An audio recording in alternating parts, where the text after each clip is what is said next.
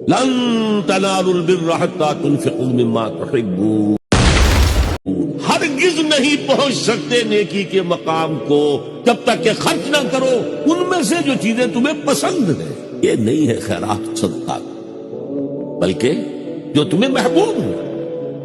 لن تنالوا البر، بر کے مقام تک نہیں پہنچ سکتے۔ پھر میں کہہ رہا ہوں عابد ہو سکتے ہو، زاہد ہو سکتے ہو، علم کا معاملہ ہے، محدث ہو سکتے ہو، مفسر ہو سکتے ہو، فقیہ ہو سکتے ہو، مفتی ہو سکتے ہو، سب کچھ ہو سکتے ہو، قرآن مجید کی روح سے نیک نہیں کہلا سکتے۔ دور دراز کے لوگوں کے ساتھ نیکی ہو رہی ہے، سگے بھائی کی بیوہ اور 3 بچے جو ہے وہ محروم ہیں، انہوں نے اس وقت یہ کر دیا تھا، یہ کر دیا تھا۔ ظاہر بات ہے کہ اگر تو اللہ کے لیے دینا ہے تو پہلا حق ان کا، اللہ کے لیے دیا ہے اگر تو اپنے اس نفس کی جو انتقام کا جذبہ ہے اس کو کچلو، اور جس کا سب سے پہلا حق ہے اس کو پہنچاؤ۔